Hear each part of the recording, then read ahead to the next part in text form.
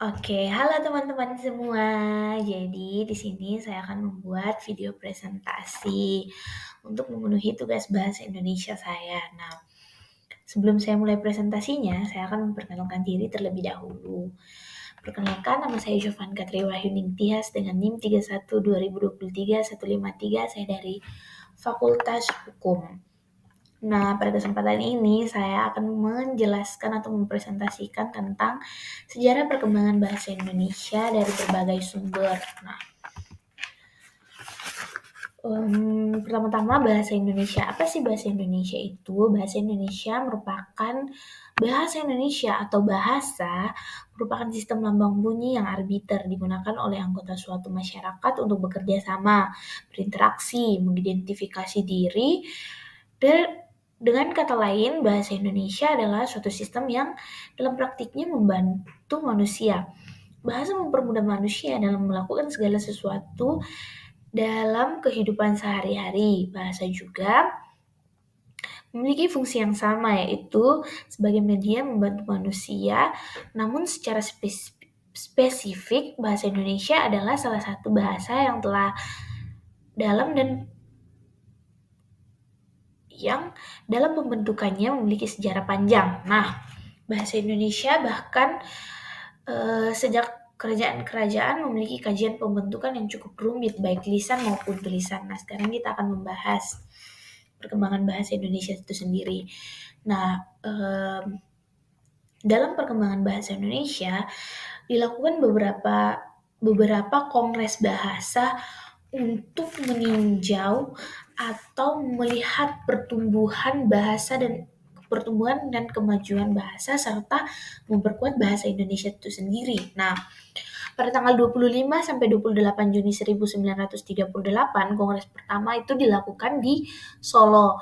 Kemudian yang kedua pada tanggal 28 Oktober sampai 2 November 1954, kongres bahasa yang kedua itu dilakukan di Medan. Nah, yang ketiga dilakukan di Jakarta pada tanggal 28 Oktober sampai 2 November 1954. Kemudian ada di kongres keempat dilakukan di Jakarta pada tanggal 21 November sampai dengan 26 November 21 sampai dengan 26 November pada tahun 1983. Kemudian kongres yang kelima pada tanggal 28 Oktober sampai 3 November di Jakarta. Kemudian pada tanggal 28 Oktober sampai dengan 22 November 1993, Kongres ke-6 dilakukan di Jakarta. Kongres Bahasa yang ke-6 dilakukan di Jakarta. Kemudian pada tanggal 26 sampai 30 Oktober 1998, Kongres yang ke-7 dilakukan di Jakarta. Nah, kongres-kongres ini dilakukan untuk melihat kemajuan, pertumbuhan, serta perkembangan bahasa Indonesia itu. Nah, sampai di mana sih perkembangan bahasa Indonesia itu? Kemudian, untuk memperkuat bahasa Indonesia itu sendiri. Nah, selain itu, kembali ke slide awal, kita lihat perkembangan Indonesia selain dari Kongres Bahasa. Bahasa Indonesia sendiri merupakan bahasa resmi bangsa Indonesia. Dalam setiap peradaban bangsa selalu muncul di tengah-tengah manusia karena bahasa Indonesia dan manusia tidak dapat dipisahkan satu sama lain. Hal ini dapat dilihat dari bagaimana bahasa Indonesia bertindak sebagai media yang membantu manusia dalam kehidupan sehari-hari. Bahasa yang muncul dalam masyarakat adalah hasil interaksi dari sesama manusia yang ada di tempat tersebut. Berlaku bagi bahasa Indonesia yang telah tercipta berpuluh-puluh tahun lalu dan mengalami perkembangan signifikan hingga saat ini. Kemudian, walaupun mengalami beberapa tahapan perkembangan dan penyerapan, kemudian bahasa Indonesia tetaplah sama dari dulu. Perkembangan bahasa Indonesia dapat dikelompokkan menjadi dua bagian utama yang perlu diperhatikan, yaitu sebagai bahasa pemersatu atau bahasa nasional, kemudian sebagai bahasa negara, bahasa resmi negara. Dalam perkembangannya, banyak masyarakat Indonesia yang kurang mengetahui dan mengerti mengenai sejarah dari bahasa Indonesia itu sendiri. Demikian, pada kesempatan ini saya akan membahas perkembangan bahasa Indonesia dari berbagai sumber. Perkembangan bahasa Indonesia pertama kali itu pada tanggal 28 Oktober 1928 bersamaan dengan momen Sumpah Pemuda. Tujuan lahirnya bahasa Indonesia saat itu dilatar belakangi oleh banyak bahasa daerah yang ada di Indonesia terbentuk bahasa Indonesia terus berkembang mulai dari ejaan Vancouver, Swandi, kemudian Medindo, bahkan hingga pada ejaan yang disempurnakan atau yang biasa kita dengar sebagai EYD. Ini merupakan beberapa bukti bahwa bahasa Indonesia terus berkembang pesat. Bahasa yang dikenal di muka umum merupakan bahasa Melayu yang menjadi lingua franca atau bahasa perhubung Nusantara pada saat itu. Nah, awal mula bahasa Indonesia itu dari bahasa Melayu yang pada saat itu menjadi lingua franca atau bahasa penghubung antar Nusantara. Kemudian, Badan Pengembangan dan Pembinaan Bahasa Kementerian Pendidikan Kebudayaan, Riset dan Teknologi dalam laman resminya telah mencantumkan bahwa bahasa Melayu telah berada di kawasan Asia, khususnya Asia Tenggara pada abad ke-7. Hal ini mendukung oleh adanya prasasti Talang Tuo di Palembang dan prasasti Karangbrahi di Jambi. Nah, prasasti-prasasti ini telah ditemukan pada tahun 680-an. Apabila ditinjau dari perspektif historis negara Indonesia, bahasa Indonesia diadopsi dari stereotip bahasa Melayu berdasarkan bukti-bukti prasasti yang ditemukan. Nah, jadi bukti-bukti prasasti yang ditemukan itu membuktikan bahwa bahasa Melayu sudah berada di kawasan Asia, khususnya Asia Tenggara pada tahun 680-an. Kemudian, dapat dianalisis bahwa bahasa Melayu sudah digunakan para pejuang kemerdekaan dalam berinteraksi antar suku bangsa yang ada di Indonesia. Nah, kemudian itu yang membuat bahasa Melayu diadopsi menjadi bahasa Indonesia. Jadi bahasa Melayu itu memiliki peran dalam tumbuh kembangnya bahasa Indonesia. Kemudian kedudukan dan fungsi bahasa Indonesia sendiri. Nah, kedudukan bahasa Indonesia itu ada dua. Yang pertama adalah sebagai bahasa resmi, sebagai bahasa nasional bangsa Indonesia. Kemudian yang kedua, bahasa resmi yang negara. Yang pertama saya akan membahas mengenai bahasa Indonesia sebagai bahasa nasional. Kedudukan bahasa Indonesia sebagai bahasa nasional dimiliki bangsa Indonesia sejak dicetuskannya Sumpah Pemuda pada tanggal 28 Oktober 1928. Dalam kedudukannya sebagai bahasa Indonesia memiliki fungsi sebagai yang pertama adalah lambang nasional, kemudian lambang identitas nasional, yang ketiga alat pemersatu suku bangsa yang berlatar belakang sosial, budaya, dan bahasa yang berbeda.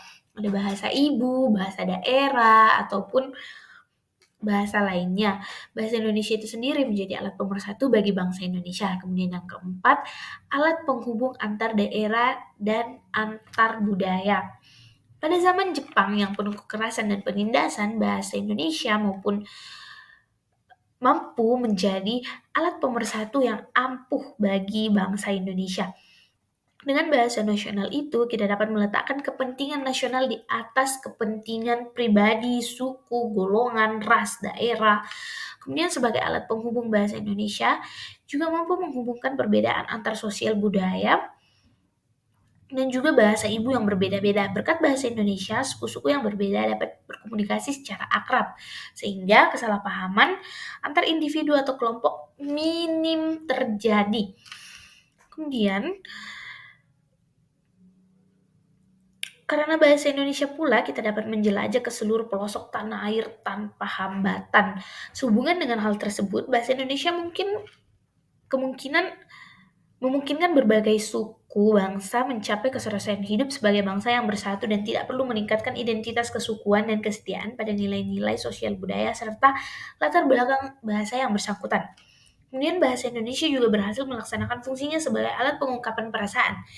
Jika beberapa tahun yang lalu, beberapa orang merasa bahwa bahasa Indonesia belum sanggup mengungkapkan nuansa perasaan yang halus, maka sekarang kita dapat melihat kenyataan bahwa seni sastra yang baik yang tertulis maupun lisan, serta dunia perfilman kita telah berkembang sedemikian rupa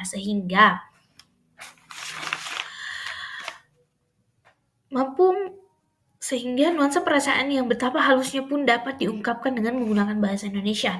Kenyataan tersebutlah yang dapat menambah kebanggaan kita terhadap bahasa Indonesia sebagai bahasa nasional. Kemudian yang kedua, bahasa Indonesia sebagai bahasa negara. Selain kedudukannya sebagai bahasa nasional, bahasa Indonesia juga berkedudukan sebagai bahasa negara sesuai dengan ketentuan yang tertera dalam Undang-Undang Dasar 1945 Bab 15 Pasal 36. Dalam kedudukannya sebagai bahasa negara, bahasa Indonesia berfungsi sebagai yang pertama, bahasa resmi negara, yang kedua, bahasa antar perantara di dalam dunia pendidikan. Jadi, sejak duduk di bangku sekolah dasar hingga pada saat ini kita duduk di bangku kuliah, kita masih mempelajari bahasa Indonesia sebagai bahasa wajib. Kemudian yang ketiga, alat penghubung dalam tingkat nasional untuk kepentingan perencanaan dan pelaksanaan pembangunan dan kepentingan pemerintah. Kemudian yang keempat, alat perkembangan kebudayaan, ilmu pengetahuan, dan teknologi. Fungsi lebih penting bahasa Indonesia dalam kedudukannya itu sebagai bahasa resmi kenegaraan, dan hubungan fungsi ini bahasa Indonesia selalu dipakai sebagai bahasa resmi kenegaraan dan sebagai dan dipakai dalam segala upacara, peristiwa, kegiatan kenegaraan, baik secara lisan maupun tulisan. Dokumen, surat, serta keputusan yang dikeluarkan oleh pemerintah dan badan kenegaraan lainnya, seperti Dewan Perwakilan Rakyat atau DPR, kemudian Majelis Permusyawaratan Rakyat atau MPR, ditulis dalam bahasa Indonesia. Pidato, terutama pidato kenegaraan, juga ditulis dan diungkapkan dalam bahasa Indonesia. Hanya dalam beberapa keadaan tertentu, demi kepentingan komunitas atau antar bangsa, kadang-kadang pidato kenegaraan ditulis dalam bahasa asing, terutama bahasa Inggris. Nah,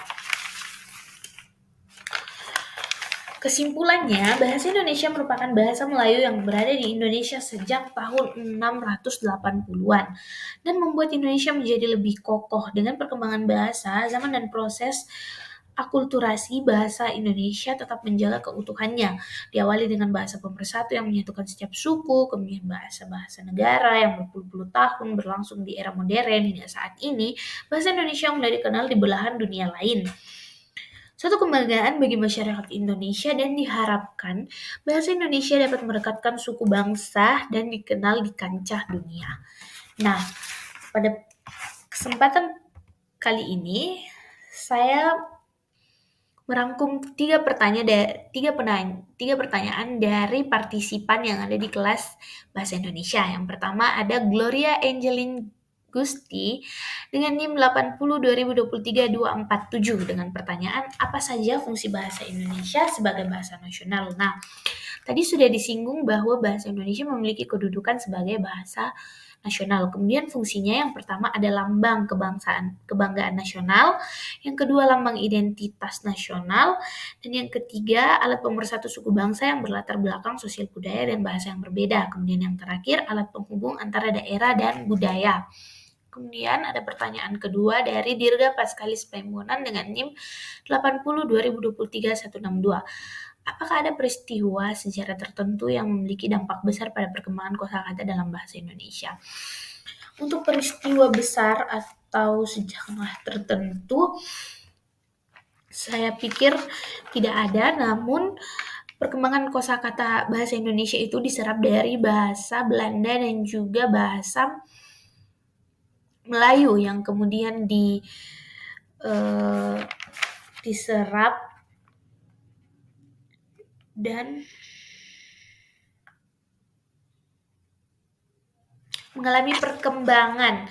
Kemudian kenapa saya bilang bahasa Melayu? Karena dulu bahasa Melayu digunakan sebagai lingua franca atau bahasa penghubung Nusantara. Kemudian para pejuang mengadopsi bahasa Melayu tersebut untuk menjadi bahasa Indonesia. Baik, pertanyaan yang ketiga ada dari Dionsius Nathanael Reynaldo dengan NIM 80 2023 151. Inti dari kongres yang pertama hingga terakhir.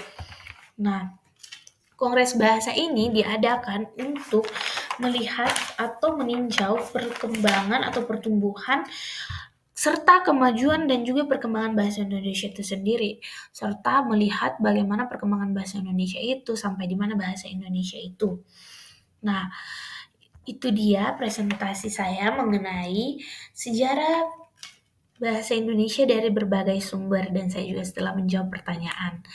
Nah, akhir dari presentasi saya mau mengucapkan terima kasih.